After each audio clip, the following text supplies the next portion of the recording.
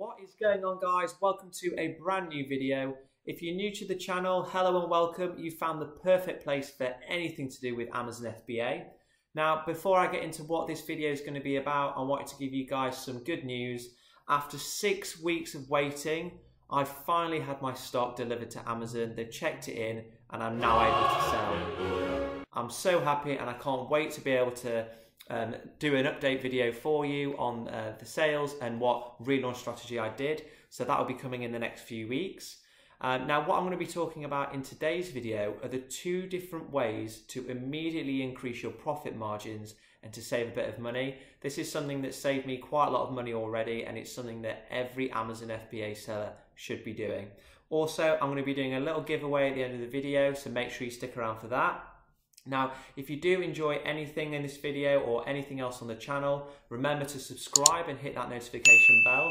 You can also post a comment or post a question in the Amazon FBA Smashers group if you've got any questions. So without further ado, let's get into the video.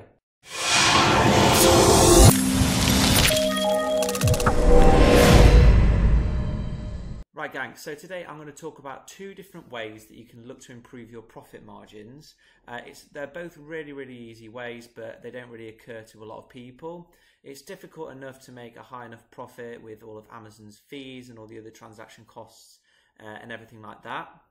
So I use both of these methods. And what this basically does is it reduces transaction costs, FX costs, things like that.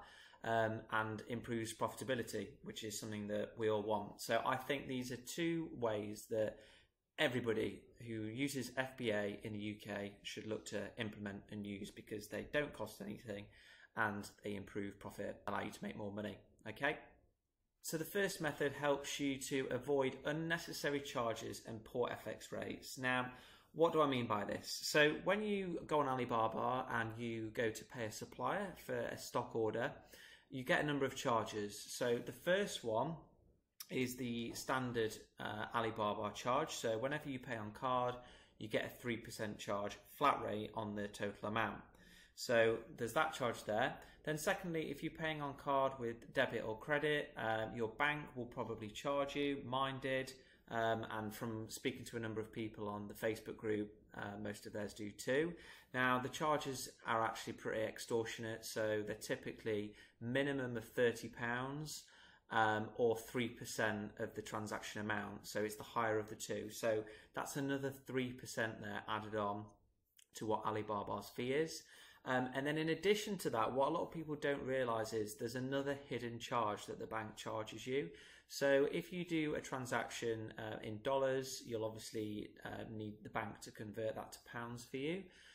Now, when you use your card, when you use that to pay in dollars, what the bank does, in addition to charging you that transaction fee, is they just give you a rubbish foreign exchange rate. So, for example, if you look on the internet now, you'll see that the dollar rate against the pound, I think it's about 1.28. Now, what the bank will do when you pay is just give you a rubbish rate. So instead of 1.28, they'll give you, say, 1.2. It's something that a lot of people don't really realise or think about. But, you know, if you actually calculate how much your bank charged you on your bank statement versus the dollar amount that you were expecting to pay on Alibaba, you'll see that the rate's actually not great at all. So basically, I added up all of these fees. So the Alibaba fee, the bank's fee, and then the hidden kind of FX poor rate fee. And I estimated that it was about 9% of the total amount that I was sending that it was costing me. And I was a bit frustrated at the actual high amount that I just paid there. You know, like nearly 10% of the stock order was transaction fees and things like that. So I had a little think and had a look around at the different options, and I'm pleased to say that there's a really good alternative that doesn't cost anything at all, and you can use it to completely remove this cost. So what is it? Okay, it's a bank called Evolute. Now, a lot of you guys might not have heard of Evolute. It's pretty new. So it's essentially one of these challenger banks. So it's a new bank that's, I think, only about 2 years old now. And they're basically looking to turn the banking industry on its head.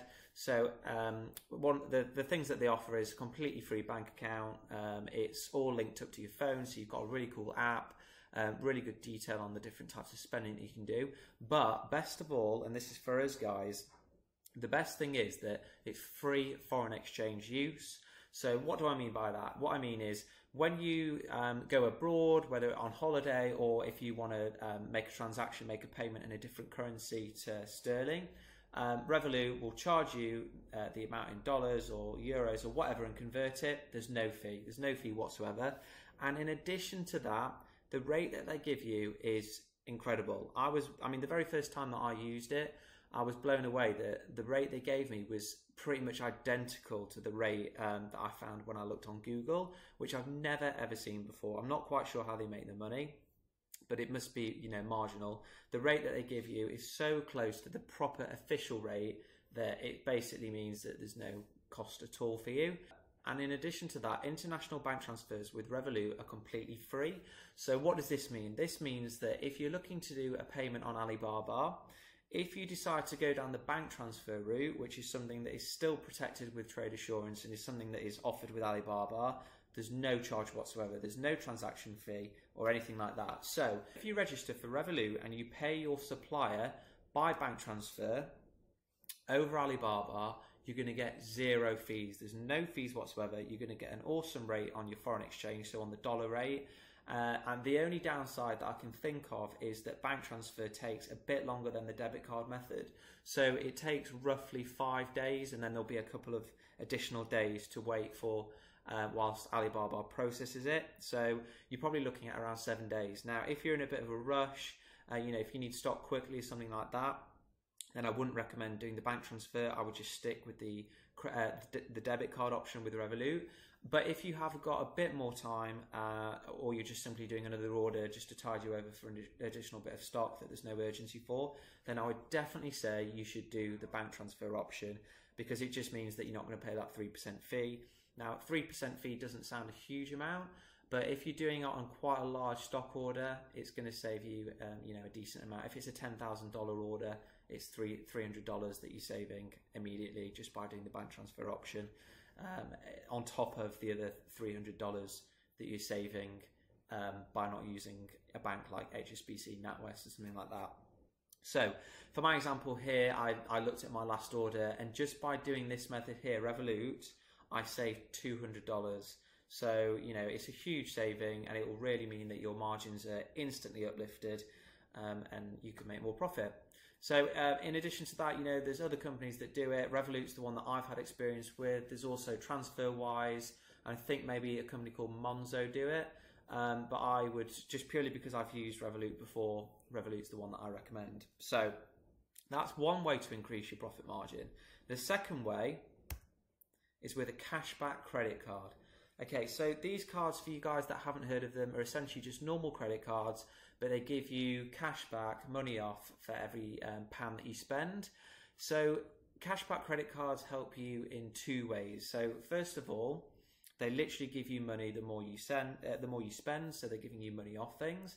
And secondly, and this is something that's really helped me in the past, is it helps with working capital or cash flow management, whatever you want to call it. And what I mean by that is, when you sell on Amazon, Amazon only pays you every 2 weeks. So you've kind of, there's like a mismatch of cash going in and out. So when you're ordering something through a supplier or paying a bill, they require payment instantly, and they require it up front. Whereas Amazon's saying, we're not going to pay you, we're going to pay you every 2 weeks. So it's kind of like you've got a cash flow that needs to go out, but you've got no cash flow coming in. So the benefit of a credit card is, whenever you put something on that credit card, the amount that is actually due isn't due until the end of the statement period, which is typically the end of the following month.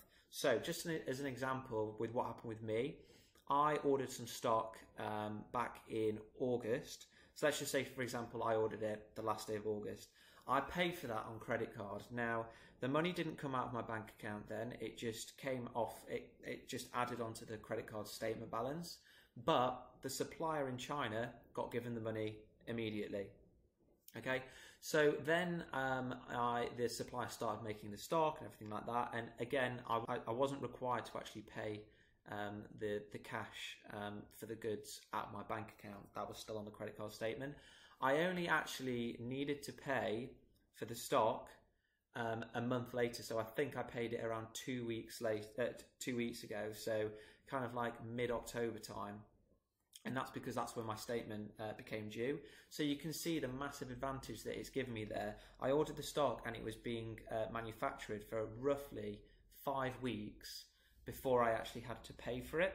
And in addition to that, cashbacks, credit cards, and credit cards in general just give you an extra level of protection that debit cards and bank transfers don't. So let's say, for example, you order something. It doesn't have to be stock. It could be anything. So you order something online and it never arrived, or your card was used fraudulently. You can just call up your credit card company and they'll do what's called a chargeback, which basically means they'll give you the money back provided that what you say is true. So you've got that extra level of protection there. Now, one thing to remember, guys, this is really, really important if you are going to get a cashback credit card, is you need to make sure that you pay off the bill in full at the end of every statement period, which is typically the end of each month.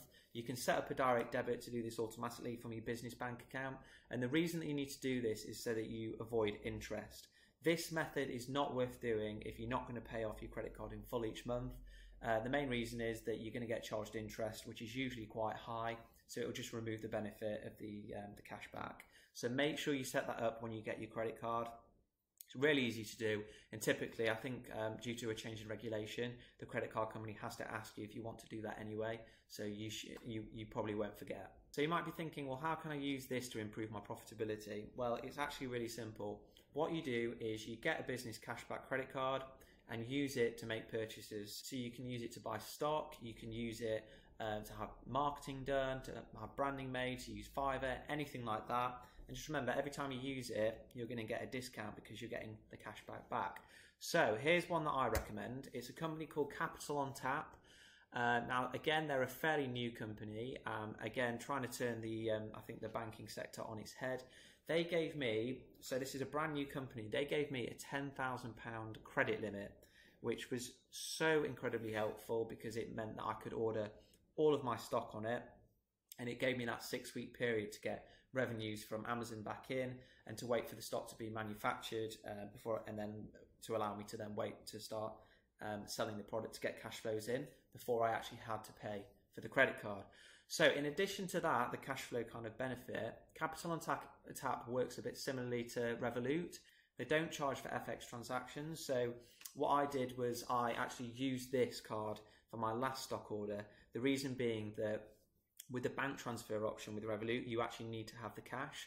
So that's probably something I should have mentioned there. Another disadvantage with the bank transfer method is that you actually need to have the cash in your bank account to be able to transfer it. Whereas with the credit card option, you don't actually need the cash because you can add it to your credit card bill and then pay it off the next month. So I used my Capital on Tap card with Alibaba. I got 0.5% cash back. Now, it doesn't sound a lot, but remember, when you're doing a huge order, I was doing like a $10,000 order, it kind of does add up. And if you're doing that repeatedly every single month, then obviously it's something really, really helpful.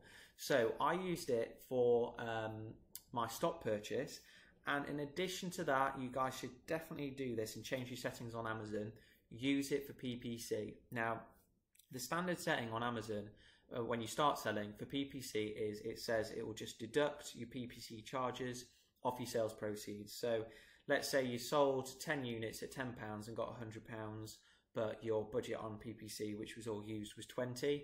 Well, Amazon will just say your balance is 80. It'll deduct it. You need to change this. What you should do is get one of these cashback cards, set it up, and then say to Amazon, you don't want them to deduct the balance. You want them to charge your credit card the PPC balance. So what will happen is I'll get the £100 worth of sales, Amazon will transfer me the money, and they'll charge my credit card the £20. But remember, with that £20, I'm getting cash back. So that £20 is actually slightly lower. And obviously, 0.5% on £20 isn't a huge amount, but your PPC spend per month is probably going to be a lot higher. I'm actually spending around £100 a day at the minute on PPC, just because the demand for my products at the minute is really, really high with it being Christmas. So I want to get as much visibility and as many sales as I can. So if I'm getting, if I'm spending £100 a day on PPC, that's 50p a day I'm getting off, which doesn't sound a huge amount, but over a period of a month, you know, that's like £15, and then over a period of a year, it's like 150 quid. So, you know, it doesn't sound a lot up front, but over the long term, it's a huge amount. So definitely recommend it. And if you use the referral fee that's on here, or I'll put it in the description below, when you register, they'll give you an immediate £75 credit. So again, guys, it's just free money here. It's something that will help uplift your profit margin, and it's something that I think everybody should be doing. So those are the two ways that I've used in order to increase my profitability, in order to try and reduce the pain of Amazon's massive fees, and the two ways that I think that you guys should look to implement as well. So as mentioned at the beginning of the video, I am doing a giveaway this week. Now, I've had a ridiculous amount of messages from the Amazon FBA Smashers group. A lot of people, you know, are always asking me questions and things like that, which I absolutely love to answer, just because I kind of think that it helps me to learn a bit more, and I like to see other people succeed. So what I've decided to start offering a coaching call. So if you would like one, you know, anything to do with Amazon, I can definitely help you. You can look in the description below to book one. But every week, what I'm going to be doing now is going to be doing a giveaway. All you've got to do is subscribe and hit that notification bell, and just comment where you are in your journey. So comment below. You know, just let me know where you are on your Amazon journey, how you're finding things, anything like that, or just say hello. And in the next video, I'll pick somebody at random, and we'll have a 1 hour call. It can either be on the phone or on Skype or whatever. And, you know, I can hopefully spread some of the knowledge that I've gained through my journey. So do remember to do that, guys. Again, if you enjoyed this video or anything else on the channel, remember to subscribe. And you can also join the Amazon FBA Smashers group. There's some great content in there. And I'm normally pretty quick to reply to people's questions on there to help everyone absolutely smash it. All right, guys, that's it for this week. I'll see you next time.